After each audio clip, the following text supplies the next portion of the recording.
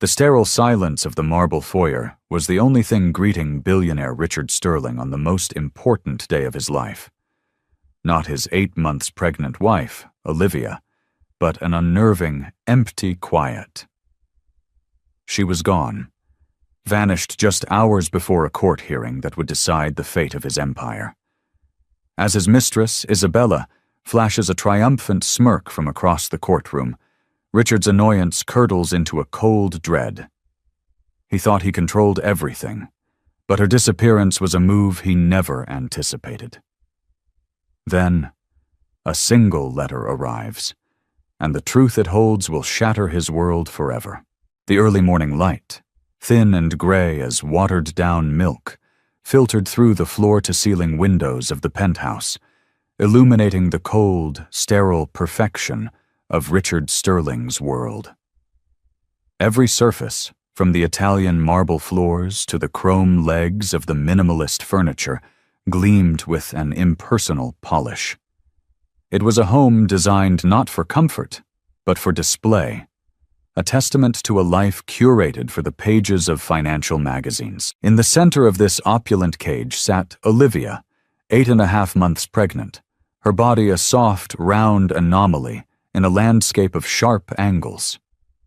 She stared out at the sprawling, indifferent skyline of downtown Chicago, her hands resting protectively on the taut swell of her belly, where their son, their unborn child, kicked with a restless energy that mirrored her own internal turmoil. Today was the day the court would hear the final arguments in the ugly, protracted legal battle that would formally dissolve not just their marriage, but the business partnership that had once been the foundation of their life together. Richard wanted everything, not just the lion's share of Sterling Enterprises, the real estate empire he had built, but the parts she had nurtured into existence, the boutique hotel chains, the charitable foundation. He wanted to erase her, to reduce her role in his monumental success to a mere footnote. And he was, by all accounts, winning. The scent of expensive, bitter coffee preceded him. Richard emerged from their bedroom suite, already dressed in a bespoke navy suit that cost more than most people's cars. His dark hair was perfectly coiffed, his jaw set, his blue eyes holding the same chilly glint as the glass and steel towers outside. He didn't look at her, his attention fixed on the tablet in his hand, already scrolling through market reports. "The car will be here at 8, Olivia. Don't be late," he said, his voice clipped, devoid of warmth. It wasn't a request. It was an order.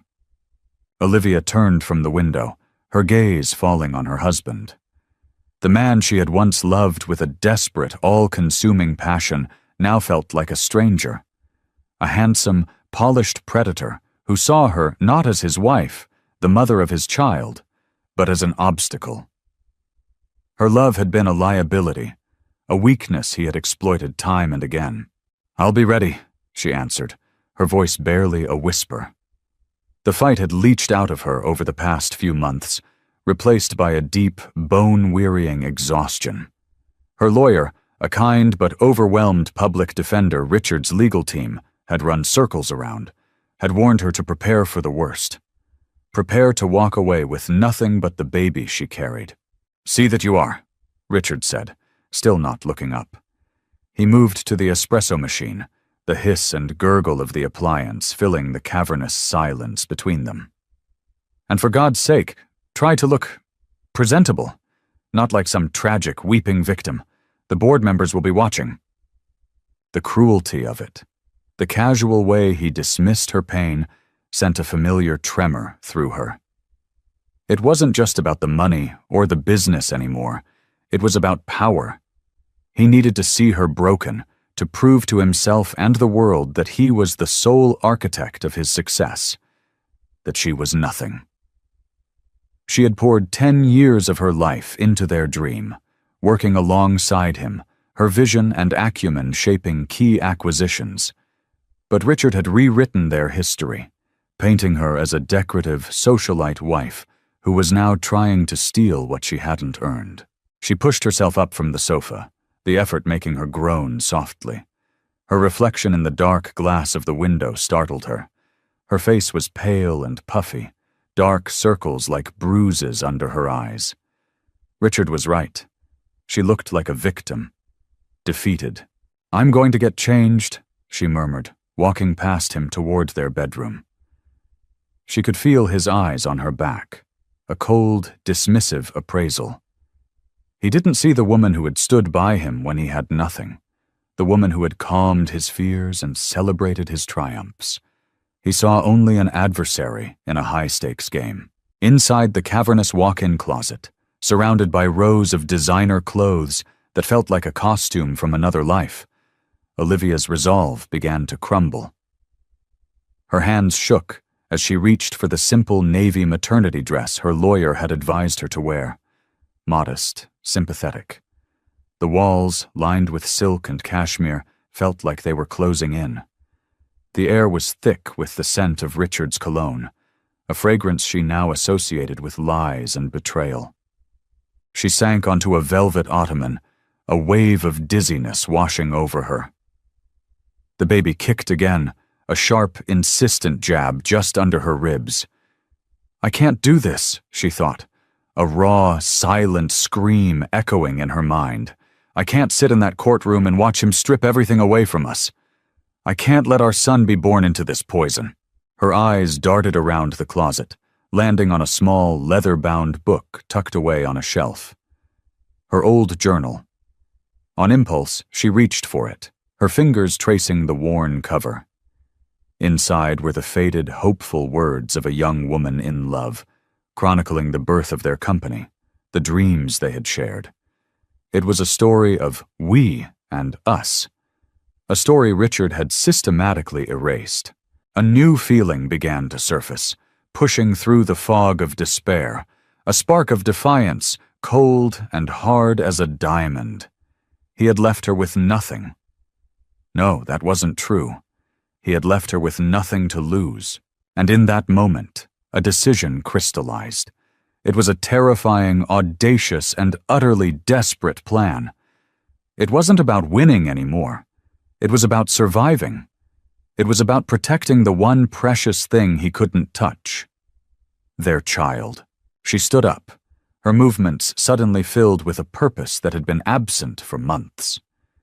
She pulled a small, nondescript suitcase from the top shelf, her heart hammering against her ribs.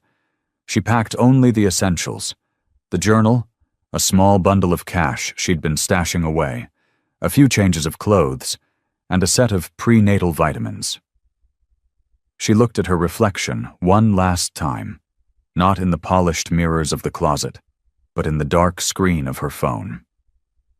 She saw the fear. Yes. But underneath it, there was a flicker of something else. A flicker of the woman she used to be.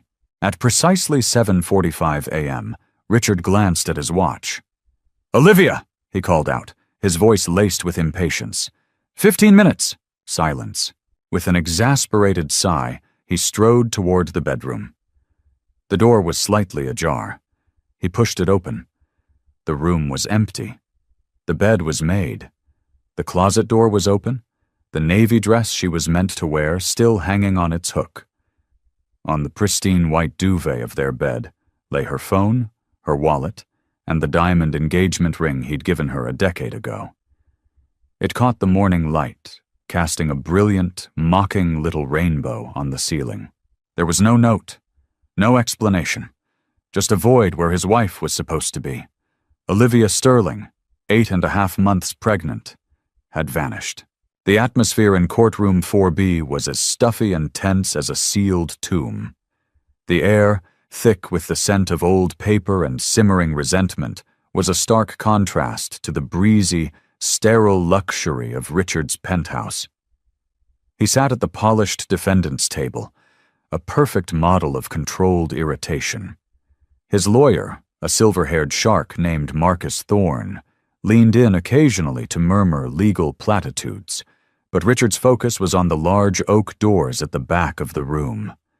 It was 9:15 a.m. The hearing was supposed to start at 9. Olivia was late. He wasn't worried, not in the way a husband should be. He was annoyed.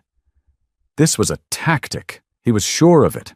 A desperate, last-ditch attempt by Olivia to garner sympathy, to paint him as the callous husband who had driven his heavily pregnant wife to a state of emotional distress. It was pathetic. It was also, he had to admit, inconvenient. The judge, a stern-faced woman named Eleanor Vance, did not appreciate tardiness. He felt a subtle shift in the room's energy, a ripple of whispers. He glanced over his shoulder and saw her, Isabella Rossi.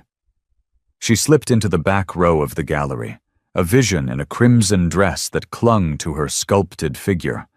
Her long, dark hair fell in a perfect cascade over her shoulders, and her lips, painted the same shade as her dress, were curved into a subtle, knowing smile. She was everything Olivia wasn't: bold, audacious, and utterly unapologetic.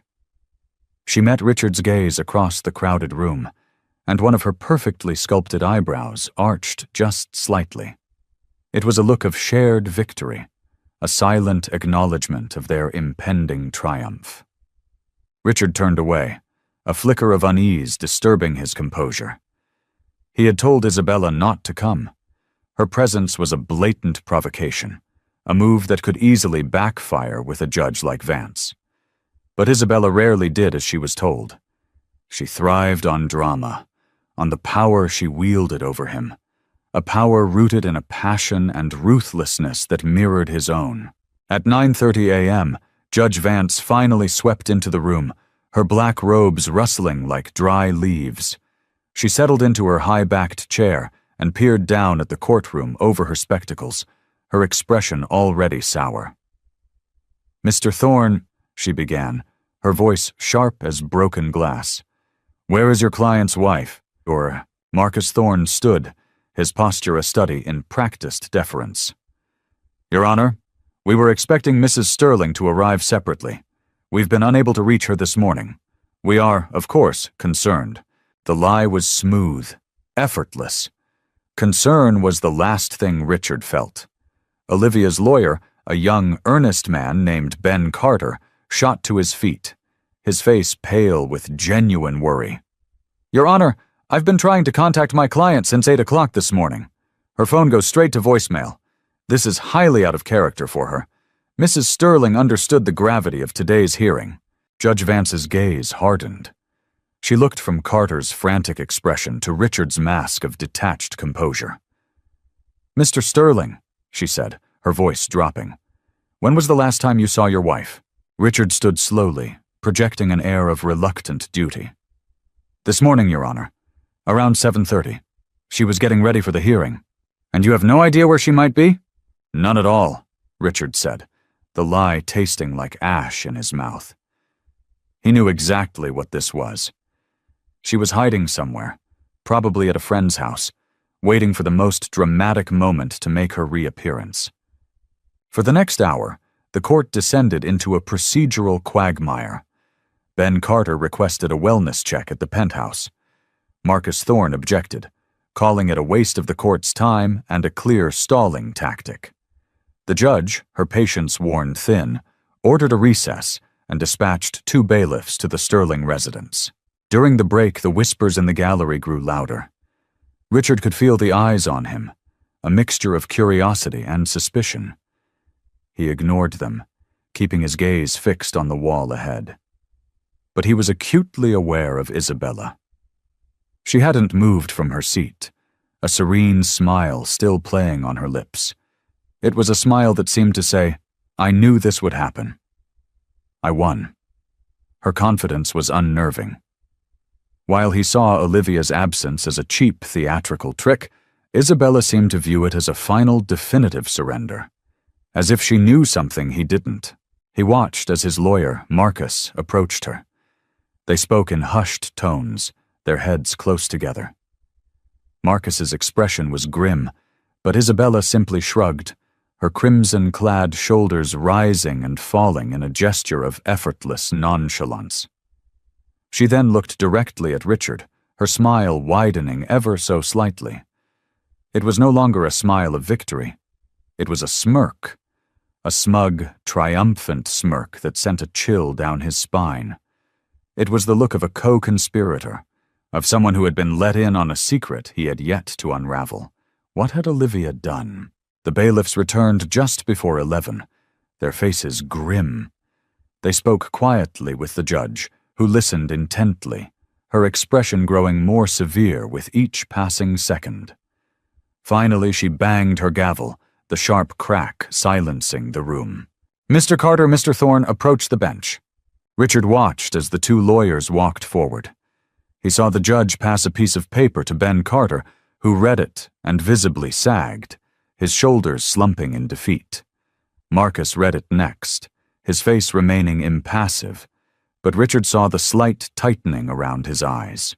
When Marcus returned to the table, he leaned in close. "The police have been notified," he whispered, his voice low and urgent. "They found her phone and wallet in the apartment. No signs of forced entry. She's officially been listed as a missing person." The words hung in the air, heavy and unreal. Missing person. It wasn't a tactic. It wasn't a game. This was something else entirely. Richard's mind raced, trying to process the implications. An investigation. Police. Media. His carefully controlled world was about to be ripped open. He chanced to look back at Isabella. The smirk was gone. In its place was a look of pure, unadulterated triumph. Her eyes glittered with a predatory light. She had wanted Olivia gone, and now, by some bizarre twist of fate, she was. In that moment, Richard didn't see a lover. He saw an opportunist, a woman who would dance on the ashes of his life without a second thought. And for the first time that day, a genuine cold knot of fear began to form in the pit of his stomach. Olivia was gone. And the only person in the world who seemed happy about it was the woman sitting in the back row, smiling like a cat who had just swallowed a canary. The courtroom was a chaotic hive of activity. Reporters who had been sniffing around the high-profile divorce for weeks descended like vultures, their cameras flashing, their questions a barrage of sharp, intrusive barbs. Richard, shielded by Marcus Thorne and a pair of imposing security guards, moved through the storm with a practiced, icy detachment. He offered a single, terse statement, crafted by Marcus in the 30 seconds it took to walk from the bench to the exit. "My only concern right now is for the safety of my wife and my unborn child," he said, his voice a low, steady baritone that conveyed the perfect measure of grave concern. "I urge anyone with information to contact the Chicago PD immediately. We are cooperating fully with their investigation." It was a masterful performance. He looked like the aggrieved husband, his world suddenly and inexplicably shattered. But inside, a different storm was raging. This wasn't part of his plan. Olivia's disappearance had turned his meticulously orchestrated legal victory into a public relations nightmare. He was no longer the brilliant, beleaguered tycoon. He was a potential suspect. Back in the sleek, sterile conference room of Marcus Thorne's law firm, the mask began to slip. The firm occupied the top 3 floors of a skyscraper overlooking Millennium Park, a temple of corporate power where morality was a fluid concept. "A missing pregnant woman is a media goldmine, Richard," Marcus said, pacing in front of a panoramic window. "And you, the cold, powerful husband she was in a bitter divorce with, are the prime suspect. We need to get ahead of this now." Richard loosened his tie, the knot suddenly feeling like a noose. "It's a stunt, Marcus. She's hiding somewhere, trying to make me look bad. And it's working," Marcus countered, stopping to fix Richard with a hard stare. "Right now it doesn't matter what the truth is. It matters what people believe. And they will want to believe the worst. We need to control the narrative." The strategy session that followed was a cold, calculated exercise in damage control. They would offer a reward, a substantial one, $100,000. "No," Marcus argued, "make it $250,000. It had to be a figure that screamed desperation, not just obligation. They would hire a private investigator, a former FBI agent with a sterling reputation, to run a parallel investigation. It was all about perception. They had to look like they were moving heaven and earth to find her, even if Richard privately believed she was perfectly safe, sipping chamomile tea in some suburban hideaway. His phone buzzed. It was Isabella. He ignored it. He had sent her home in a separate car, warning her not to speak to anyone. Her smug satisfaction in the courtroom had curdled into something dangerous. She was a liability, a loose cannon in a situation that required absolute precision. When he finally returned to the penthouse late that afternoon, the place felt different. The unnerving quiet from the morning had been replaced by the subtle, yet invasive, presence of law enforcement. Two detectives, a man and a woman who looked tired and unimpressed by the opulence surrounding them, were waiting for him. Detective Miller, the man, was stocky and rumpled, with eyes that seemed to miss nothing. His partner, Detective Chen, was sharp and observant, her questions precise and pointed. They walked him through the apartment, asking him to recount the morning's events again. "So, you argued last night, Mr. Sterling?" Miller asked, his tone deceptively casual as they stood in the silent, cavernous bedroom. "We had a disagreement," Richard corrected him, his voice tight. "Divorces are contentious." "About what?" Chen pressed, picking up a silver-framed photo from the bedside table. It was from their wedding day. Two smiling, hopeful people who no longer existed. "The settlement," Richard lied. The fight had been far more personal, a final, ugly rehashing of his affair with Isabella, of every broken promise and casual cruelty. He'd told Olivia she was being overly dramatic, that she'd leave the marriage with more money than she could ever spend. He'd told her she should be grateful. "And you left for your morning run at 6, as usual?" Miller continued. "Yes, I was gone for about an hour." An hour. A 60-minute window. He could already see the timeline they were building, the suspicion tightening around him. He felt a surge of rage. Not at Olivia, but at the inconvenience of it all, at the sheer audacity of her actions. She had made him vulnerable. She had taken away his control. After the detectives left, leaving a lingering scent of cheap coffee and suspicion, Richard found himself alone in the vast, silent apartment. It was the first time he'd been truly alone in hours, and the weight of the day crashed down on him. The walls, which had always felt like a fortress, now felt like a prison. Every gleaming surface seemed to mock him, reflecting a distorted image of a man who had everything and nothing. He walked into Olivia's dressing room. Her scent, a faint floral perfume he'd bought her in Paris, still hung in the air. It was a ghost of a scent, a reminder of a time when their life had been filled with a different kind of silence, a comfortable one. He opened a drawer and saw her things, neatly arranged. Lotions, hair clips, a half-finished book. Mundane objects that felt sacred and profane in their sudden abandonment. He had believed he knew her completely. He had catalogued her weaknesses, her fears, her dependencies. He had used them against her, wielding his knowledge like a weapon to keep her in line. He had assumed she was predictable, that her actions would always be dictated by the timid, gentle nature he had come to despise. But this was something else. This was an act of a stranger. His phone buzzed again. Isabella. He answered it this time, his voice a low growl. "What?" "Richie, baby, don't be like that," she purred, her voice dripping with false sympathy. "I'm just worried about you. This must be so stressful." "What did you say to Marcus in the courtroom?" he demanded, cutting through her pretense. There was a slight pause. "We were just discussing how fortunate this timing is. Once she's declared unfit, you'll get everything. Custody of the baby, the whole company. It's what you wanted, isn't it?" The cold-blooded pragmatism of her words, The way she saw a human being's disappearance as a strategic advantage sent a wave of revulsion through him. He had been drawn to that ruthlessness in her, that reflection of his own ambition. But now it seemed grotesque. "Stay away from this, Isabella," he warned. "Don't talk to the press. Don't talk to anyone. Do you understand me?"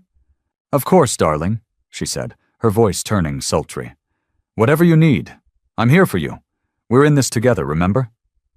He hung up without saying goodbye. The word "together" echoed in the silent room. He had never been together with anyone, not really. He had partners, assets, acquisitions. Olivia had been the closest he'd ever come, and he had methodically dismantled that connection, piece by piece, until nothing was left. Now, standing in the wreckage of his life, surrounded by the ghosts of a happiness he had destroyed, Richard Sterling felt a terrifying, unfamiliar emotion. He felt utterly, completely alone. And for the first time, he started to wonder if Olivia was just hiding. He started to wonder if he would ever see her again. 3 days passed in a blur of strategic meetings, police interviews, and blinding camera flashes. Richard's life had become a meticulously managed stage play. He was the grieving, desperate husband, a role he performed with chilling precision. He held a press conference on the steps of his corporate headquarters, his face a mask of weary anguish, as he announced the $250,000 reward for any information leading to Olivia's safe return. The media lapped it up, splashing his tormented face across every news channel and website. "Find Olivia Sterling" trended on social media, a digital chorus of sympathy and speculation. Behind the scenes, it was a war room. Marcus Thorne and a team of PR experts managed the media narrative, feeding carefully selected positive stories about Richard's philanthropy and his devotion to his wife. The private investigator, a stoic ex-FBI agent named David Chen, began his own discreet inquiries, digging into Olivia's life with an unnerving thoroughness. He interviewed her few friends, her estranged family, her yoga instructor. A picture began to emerge of a lonely, isolated woman, increasingly cut off from her support system. It was a picture that did not reflect well on Richard. Richard himself was running on caffeine and barely concealed rage. Every passing hour that Olivia remained missing chipped away at his control, his sanity. The police treated him with a cloying, professional suspicion that made his skin crawl. They had searched his car, requested his phone records, and asked pointed questions about the life insurance policy he held on Olivia, a standard part of their corporate partnership agreement, but one that sounded sinister in the sterile environment of an interrogation room. His only respite was work, the familiar, comforting world of numbers and deals. He buried himself in spreadsheets and acquisition proposals, the clean, cold logic of business a balm to his frayed nerves. He needed to feel powerful again, to reassert his dominance over a world that was rapidly spinning out of his grasp. On the 4th day, the letter arrived. It didn't come to the penthouse, which was now perpetually staked out by news vans. It was delivered by a courier to his private office at Sterling Enterprises, bypassing the mailroom, bypassing his assistant. It was a simple, plain manila envelope, addressed to him in neat, elegant handwriting he recognized instantly. Olivia's handwriting. His heart gave a hard, painful jolt. He dismissed his assistant for the day and locked his office door. With trembling hands, he tore open the envelope. Inside was a single sheet of cream-colored stationery, the kind she used for personal correspondence. The letter was not long. "Richard, if you are reading this, it means my plan has worked. You can call off your search. You can dismiss the private investigators and stop performing for the cameras. I am not missing. I am free. I know you believe this is some sort of tactic, a move in our ugly game to gain leverage in the divorce. But you stripped me of all leverage long ago. You also stripped me of my dignity, my self-worth, and the belief that you ever truly loved me. You left me with nothing, and for that I am now strangely grateful. Because in that nothingness, I finally found the one thing I couldn't afford to lose, the will to protect our son. I am not a fool, Richard. I know you. I know you would have used him, just as you used me. He would have become a pawn in your world, another asset to be managed and controlled. You would have taught him that love is transactional, that vulnerability is weakness, and that power is the only thing that matters. I will not let that happen. I will not raise our son in the shadow of your cold ambition. I watched you rewrite our history, erasing me from the story of our success, and I know you would have done the same to my role as a mother. You would have bought him the best of everything and given him the worst of yourself. You would have owned him, so I have disappeared. I have taken the one thing you can't put a price on. I have taken our child far away from your influence, from your money, and from the poison that has corrupted your soul. Don't try to find us.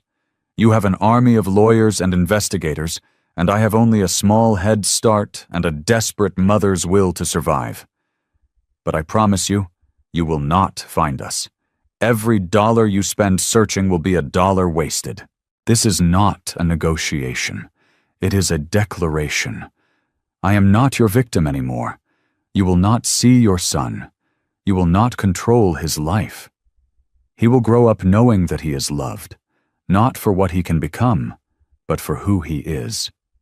He will grow up knowing kindness and empathy, qualities you have long since forgotten. You have your empire, Richard. That is what you truly love. May it keep you warm at night. Olivia. Richard read the letter once, then twice, then a third time. The words swam before his eyes. It wasn't a ransom note. It wasn't a cry for help. It was a verdict. A judgment delivered with the cool, cutting precision of a surgeon's scalpel. A tidal wave of emotions crashed over him. Disbelief, fury, and something else. Something he couldn't name. It felt like the ground had fallen away beneath him. She hadn't been kidnapped. She hadn't had a breakdown. She had left him. Deliberately, methodically, she had outmaneuvered him. He crumpled the letter in his fist, his knuckles turning white. The sheer, calculated audacity of it stole his breath. She had planned this. While he was strategizing with his lawyers, she was plotting her escape. While he saw her as a broken, weeping victim, she was quietly severing every tie, preparing to vanish into thin air. He stumbled back from his desk, a strangled sound escaping his throat. It was a laugh, but it was hollow, jagged. She thought she could hide from him? Him? Richard Sterling? He had built an empire from nothing. He had crushed competitors, bent politicians to his will. The world was his chessboard. And she, his quiet, unassuming wife, thought she could simply walk off the board? The fury was a wildfire now, burning away the shock. He would find her. He would tear this country apart, state by state, city by city, until he found her. He would use every resource, every contact, every drop of his considerable wealth and power. This was no longer about a divorce settlement. This was about possession. She had taken something that belonged to him. His wife, his son, his heir. He smoothed the crumpled letter out on his desk, his hands shaking with rage. He stared at her name, at the final, damning sign-off. Olivia. The name of the woman he thought he knew, the woman he thought he owned. He had made one critical, catastrophic mistake. He had underestimated her. And in the silent, opulent tomb of his office, surrounded by the trappings of his immense power, Richard Sterling understood for the first time that he was in a war he had no idea how to win. The letter acted as a powerful, corrosive acid, eating away at the foundations of Richard's carefully constructed world. His initial volcanic rage slowly gave way to a gnawing, obsessive paranoia. Olivia was no longer just a missing person. She was a ghost, a phantom who had outplayed him and now haunted his every waking moment. The city, once his kingdom, now felt like a labyrinth of potential hiding places. Every pregnant woman he saw on the street made his heart seize. Every news report about his tragic loss felt like a personal mockery. He doubled down. The $250,000 reward was increased to $1 million. He hired 2 more private investigation firms, rival agencies, hoping their competition would breed results. He put his own corporate security team on the case, a group of ruthless ex-Mossad agents who typically handled industrial espionage. The search became his singular obsession, a black hole that consumed his time, his energy, and his money. Sterling Enterprises, his prized empire, ran on autopilot as its CEO waged a silent, frantic war against an enemy of one. His meetings were no longer about acquisitions. They were about intelligence reports. Maps were spread across his boardroom table, not of real estate developments, but of bus routes, train schedules, and small, forgotten towns within a 500-mile radius of Chicago. She would need money, he'd snarl at David Chen, the lead PI. She didn't take her credit cards, check every pawn shop, every check-cashing establishment. She had jewelry, a Rolex watch I gave her for our anniversary. "We've checked, Mr. Sterling," Chen would reply, his voice maddeningly calm. "Nothing has surfaced. Your wife is either extremely careful or she had help." The idea of an accomplice sent Richard into fresh paroxysms of fury. Who would help her? Her timid friends? Her estranged parents in Florida? He had investigators harass every single person she had ever known, burning bridges and sowing fear, but the trail remained ice cold. It was as if Olivia had stepped out of the penthouse and simply dissolved into thin air. His paranoia began to bleed into his relationship with Isabella. The passion that had once defined them had curdled into suspicion. He looked at her now and saw not a lover, but a potential co-conspirator. Her initial triumph had faded, replaced by a growing unease as she watched Richard spiral. One evening, she found him in his home office, staring at a wall covered in maps and photographs of Olivia. He looked haggard, his suit jacket discarded, his eyes bloodshot. "Richie," she said softly, placing a hand on his shoulder. "You need to stop this. You're destroying yourself." He flinched at her touch, shrugging her hand away. He turned to face her, his eyes narrowed into icy slits. "You were so happy when she was gone," he said, his voice a low, dangerous growl. "So confident. Why? Did you know something, Isabella? Did she talk to you?" Isabella recoiled, her face a mixture of shock and offense. "What? Of course not. Why would I talk to her?" "Because you're both women," he sneered, the words laced with a venom that surprised even him. "Maybe you had some secret alliance, the scorned wife and the ambitious mistress, teaming up to take down the evil tycoon. It's a good story." "That's insane!" she shot back, her voice rising. "I wanted her out of your life, yes. I wanted you to myself. But this is a circus. I'm being followed by reporters. My photo is in the tabloids next to hers. This isn't what I wanted." He stepped closer, invading her personal space, his size and fury a palpable threat. "Then what did you want, Isabella? Tell me, what was your endgame?" "I wanted to be Mrs. Sterling," she finally screamed, the words raw and desperate. "I wanted this life, the penthouse, the parties, the respect. I didn't want you to become this broken, obsessed man hunting a ghost." Her confession, her raw ambition laid bare, did nothing to soothe him. It only fueled his suspicion. He saw her now as a parasite, another person who wanted something from him. He had believed their connection was different, a meeting of two powerful, like-minded souls. But in the harsh light of his unraveling, he saw it for what it was. A transaction. Just like his marriage, just like everything else in his life. "Get out," he whispered, his voice dangerously quiet. "Richard." "Get out," he roared, sweeping a stack of files from his desk.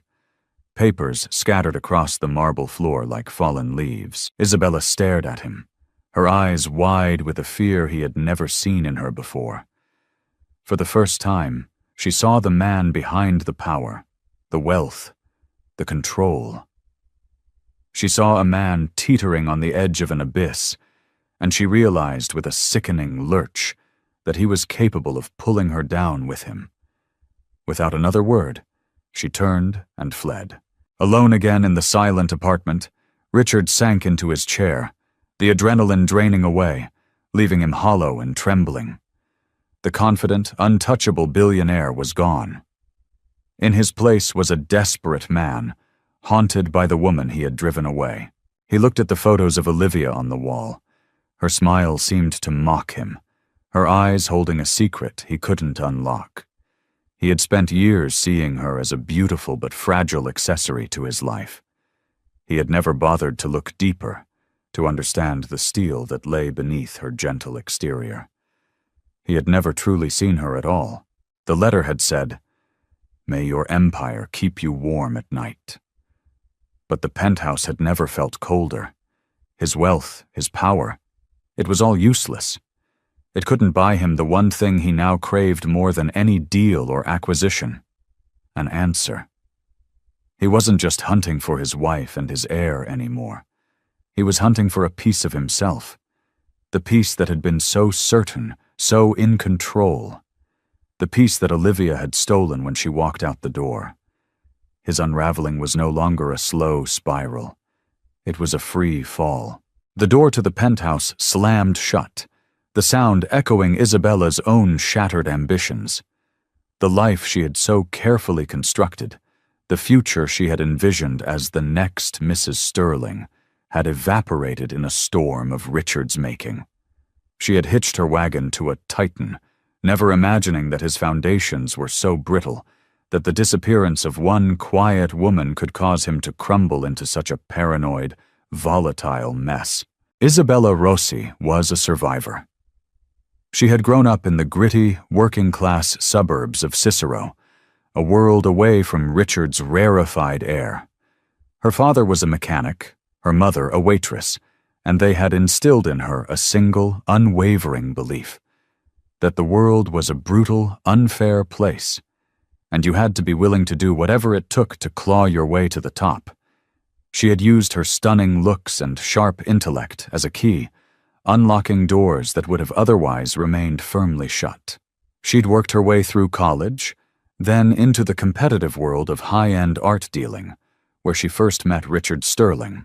She saw him not as a man to love, but as an opportunity to seize. He was her ticket out, her endgame. She didn't delude herself into thinking he loved her. She knew their connection was based on a shared, ruthless ambition and a fiery physical passion. She had accepted that bargain. She had been content to be the other woman, the exciting, dangerous alternative to his placid, elegant wife. She had believed with absolute certainty that it was only a matter of time before he grew tired of Olivia's quiet grace and chose her instead. Olivia's disappearance should have been her ultimate victory. The final obstacle had simply removed herself from the board.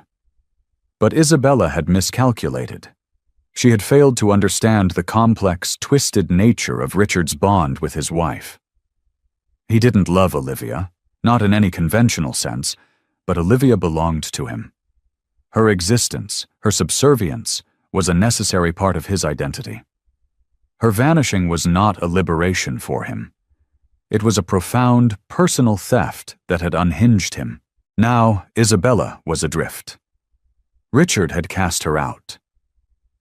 The media, once fascinated by her as the glamorous mistress, was beginning to turn on her, painting her as a scheming homewrecker. Her art gallery clients were becoming distant. The respectable world she had fought so hard to enter was closing its doors to her. She was becoming a pariah. Days turned into a week. Her frantic calls to Richard went unanswered. She was cut off, isolated. Panic, a cold and unfamiliar sensation began to set in. She had tied her entire future to Richard. and that future was now a smoldering ruin. One rainy afternoon, sitting in her chic, lonely apartment, an idea began to form. It was a gamble, a desperate, high-stakes move that could either save her or destroy her completely. If Richard couldn't find Olivia, maybe she could. It started as a theory, a whisper of intuition. She thought back to her conversations with Richard, to the bitter, offhand comments he'd made about his wife over the years. He'd always painted Olivia as weak and sentimental. He'd once mockingly mentioned a place she used to talk about, a place she'd visited with her grandmother as a child, some ridiculous backwater town on the coast of Maine, a place she called her happy place. It was the kind of soft, emotional detail Richard would dismiss as trivial, but to Isabella, it felt like a clue. Olivia wouldn't run to her family or friends. Richard's investigators would be all over them. She would run to a memory. She would run to a place where she felt safe. Isabella began to dig. She used her skills as a dealer, her ability to trace the provenance of a piece of art, and applied them to a human life. She bypassed the brutish, expensive methods of Richard's PIs and used subtlety and instinct. She found an old article in a society magazine about a charity fundraiser Olivia had chaired, which mentioned her passion for supporting rural libraries. The article named her grandmother. From there, she found an obituary, which named a small town in Maine, Harbor Cove. It was a long shot, a wild guess based on nothing more than a woman's intuition about another woman. But it was all she had. She booked a flight to Portland, Maine, under an assumed name, paying in cash. She rented a car and drove north, the sleek skyscrapers of Chicago giving way to dense pine forests and a rugged, rocky coastline. Harbor Cove was exactly the kind of place Richard would detest. It was small, quaint, and utterly unimpressed with the outside world. The salt-laced air smelled of low tide and wood smoke. Isabella checked into a small, nondescript motel on the edge of town. She shed her designer clothes and her city persona, trading them for jeans, a sweater, and a baseball cap. She spent the next 2 days just watching, listening. She sat in the town's only coffee shop, walked through the aisles of the small grocery store, and browsed the shelves of the local library, the very library Olivia's grandmother had helped fund. On the 3rd day, she saw her, a very pregnant woman with familiar, gentle features and blonde hair pulled back in a simple ponytail, walking out of a small bookstore on Main Street. She was wearing overalls and a faded cardigan, and she looked happy. There was a serenity in her face, a calm strength that Isabella had never seen in the haunted, elegant woman from Chicago. It was Olivia. Isabella's heart hammered in her chest. For a moment she was frozen, unsure of what to do.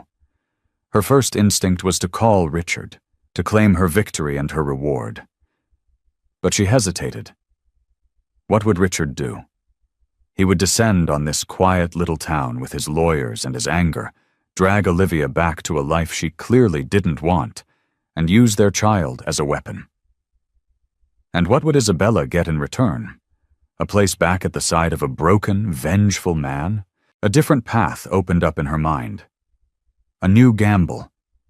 She watched Olivia get into an old, beat-up Subaru and drive away. Isabella followed her, keeping a safe distance, her mind racing. She followed her to a small, secluded cottage overlooking the ocean, tucked away at the end of a dirt road. She didn't approach the house. Instead, she sat in her car, watching the lights turn on as dusk fell. She had found Olivia Sterling. She held all the cards. But for the first time in her life, Isabella wasn't sure how she wanted to play her hand. Calling Richard was the logical move, the one that aligned with her original plan. But seeing Olivia, so peaceful and so free, had stirred something unexpected within her. Perhaps the prize wasn't Richard after all. Perhaps the prize was power, the power to decide the fates of both the king and the queen in this twisted fairy tale, and that was a gamble worth considering. The salt-scrubbed air of Harbor Cove, Maine, was a world away from the recycled, climate-controlled atmosphere of her Chicago penthouse. Here, the air was alive. It tasted of the sea, of pine needles, of wood smoke from a distant chimney. For Olivia, it was the taste of freedom. Her new home was a small, weathered cottage perched on a rocky bluff overlooking the Atlantic. It had been her grandmother's, left to her in a trust Richard had never bothered to investigate, deeming its value insignificant. The cottage was the opposite of their penthouse. It was cozy, imperfect, and filled with the ghosts of happy memories. The floorboards creaked, the windows rattled in the wind, and every chipped teacup and faded quilt told a story. In the first few weeks, Olivia had moved in a fog of adrenaline and fear. Every creak of the floorboards, every car that drove down her long gravel driveway, sent a spike of panic through her. She expected to see Richard's face at her window, to hear his furious voice demanding she return to the life she had fled. She had no television and avoided the internet, creating a cocoon of willful ignorance. She did not want to see the media circus she knew her disappearance had ignited. Her plan had been meticulously crafted in the lonely, sleepless nights leading up to the court date. She had used the small amounts of cash she'd been siphoning from their household account for months. She'd bought a prepaid burner phone and a used car from a private seller, paying in cash. She had driven for 2 straight days, her belly pressed against the steering wheel, stopping only for gas and to sleep for a few fitful hours in anonymous motels. She had created a new identity, not legally, but practically. In Harbor Cove, she was not Olivia Sterling, the embattled wife of a billionaire. She was Amelia, a quiet, pregnant widow, looking for a peaceful place to have her baby. The town, with its reserved New England sensibility, accepted her story without question. They gave her space, but also kindness. The elderly woman who ran the town library, Martha, had known Olivia's grandmother. She would bring Olivia pots of homemade chowder and stacks of books on childbirth and parenting. A local doctor, a kind, semi-retired man named Dr. Evans, took her on as a patient, his gentle, unhurried manner a stark contrast to the slick, expensive specialists in Chicago. Slowly, the fear began to recede, replaced by a quiet, burgeoning sense of self. She spent her days walking along the cliff path, the rhythmic crash of the waves a soothing counterpoint to the anxious thrumming of her own heart. She read books, cooked simple meals, and sat for hours in a rocking chair on her porch, watching the lobster boats chug across the bay. She was rediscovering the woman she had been before Richard Sterling, a woman who loved the smell of old books, the taste of salt water, and the simple, profound beauty of a sunset over the ocean. She spoke to her baby constantly, her hands resting on the swell of her stomach. "We're safe here, little one," she would whisper into the salty wind. "No one can hurt us here. You're going to have a different life, a better life." Her new life was a court of a different kind. There were no lawyers, no judges, only the quiet, daily judgments of her own conscience. Had she done the right thing? Had she been selfish, robbing her son of a father, of a life of immense privilege? Some days, doubt would creep in, a cold, insidious fog. She would remember the early days with Richard, the brilliant, charming man she had fallen in love with, and a pang of grief would hit her with the force of a physical blow. But then, she would remember the coldness in his eyes, the casual cruelty of his words, the way he had tried to possess her very soul. And she would look out at the vast, endless expanse of the ocean and know that she had made the only choice she could. She had chosen her son's well-being over Richard's wealth. She had chosen peace over power. One afternoon, while browsing in the town's small bookstore, she felt a sudden, sharp contraction. It took her breath away. A second one followed, stronger this time. The baby was coming. Panic, cold and sharp, flared briefly, but she pushed it down. She had prepared for this.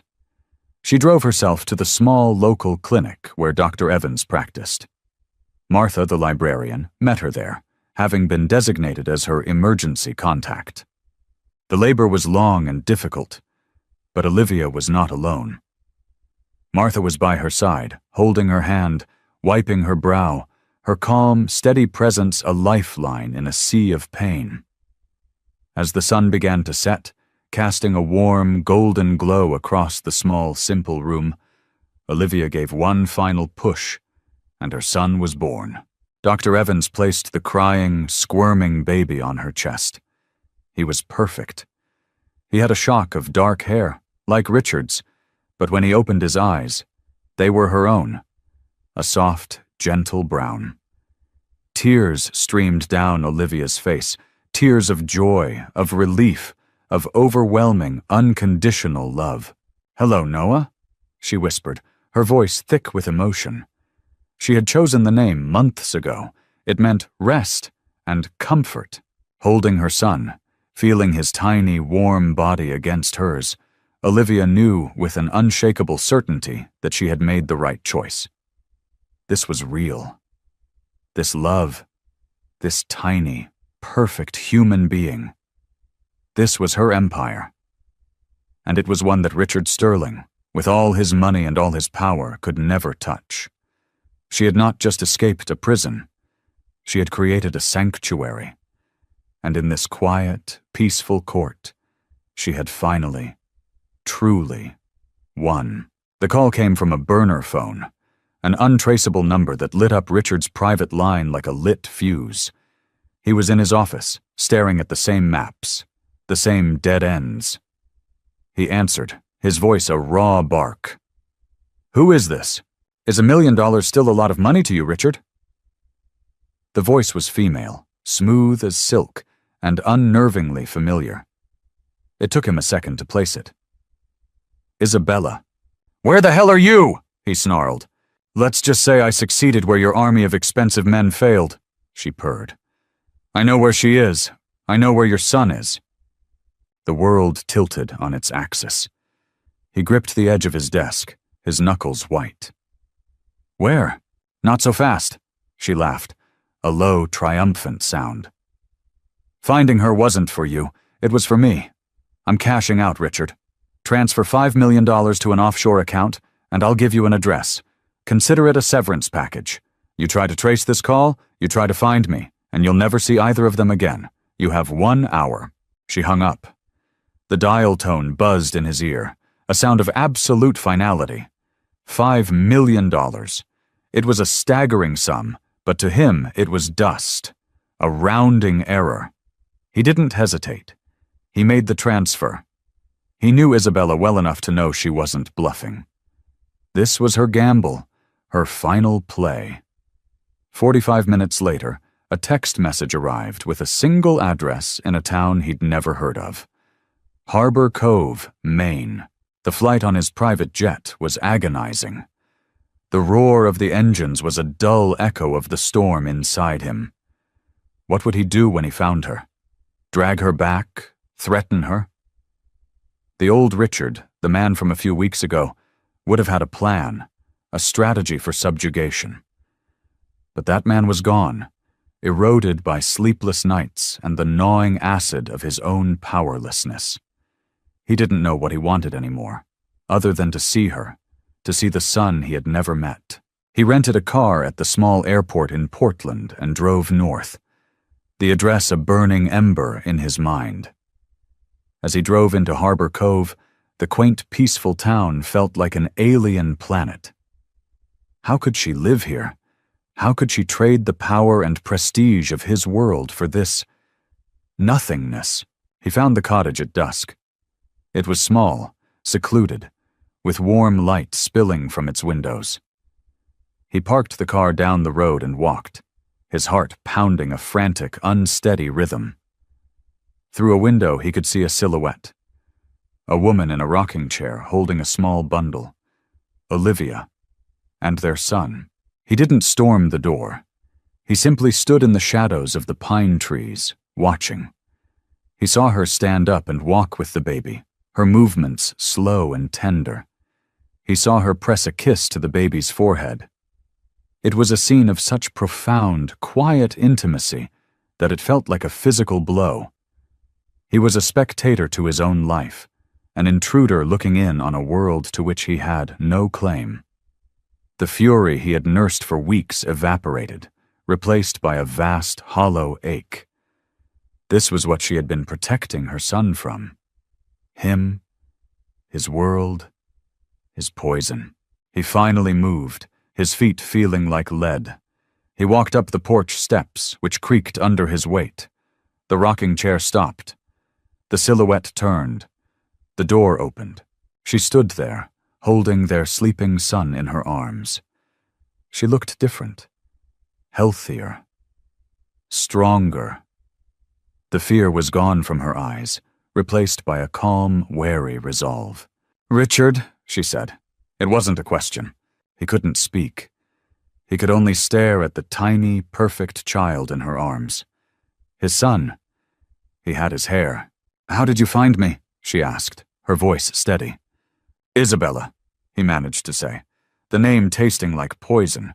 Olivia nodded slowly, a flicker of understanding, and perhaps pity in her eyes. Of course, the mistress had cashed in her chips. "Why are you here?" she asked. "Did you come to drag us back? To put us in your cage?" The word cage struck him. That's what their penthouse had been. A gilded cage. I don't know," he said, the admission tearing from his throat. It was the truest thing he had said in years. "This is Noah," she said softly, shifting the baby slightly so he could see his face. "Your son." Richard took a hesitant step forward, his hand outstretched, then letting it fall. He had no right to touch him. He was a stranger, a threat.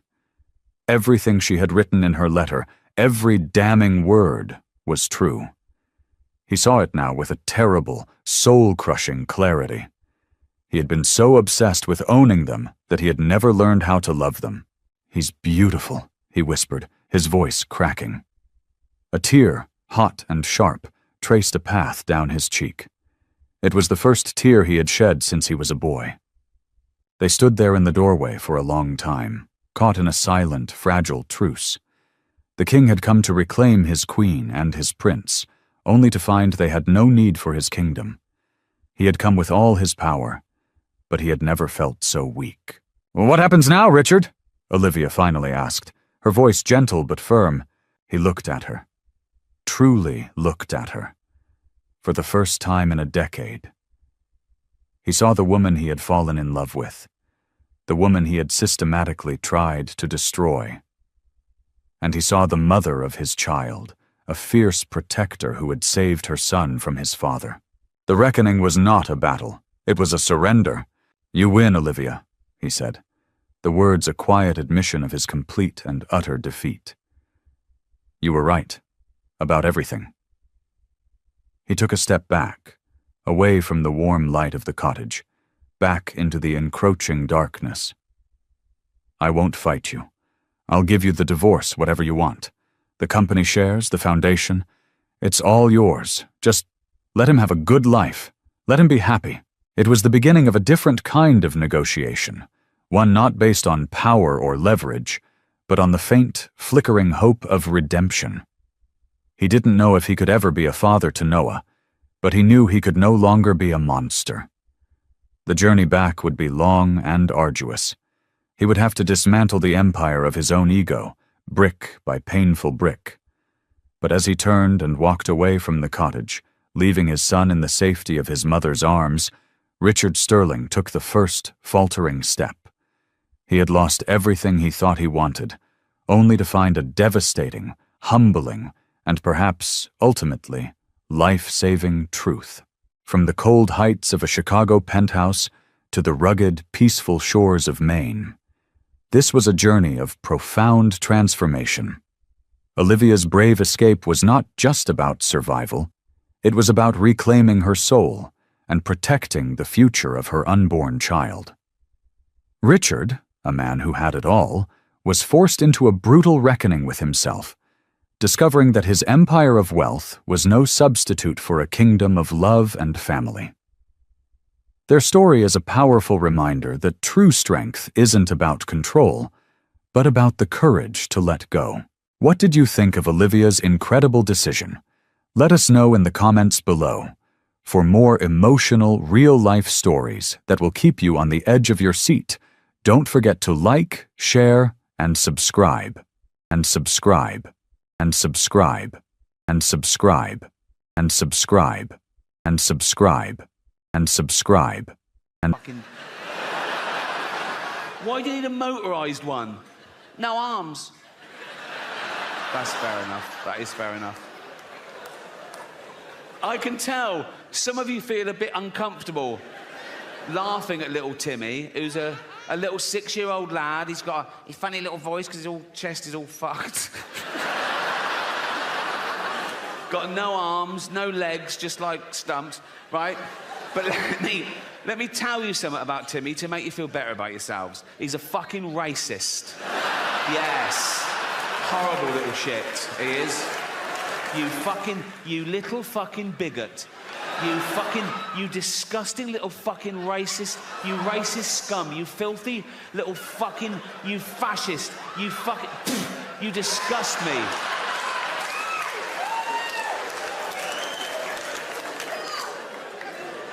Homophobic? Yeah. He's like, they're not like us. Nothing's like you disgusting little fucking, you prejudiced little piece of, you ball of hate. You disgusting little fucking racist homophobe. I wish we'd had a scan. You absolute,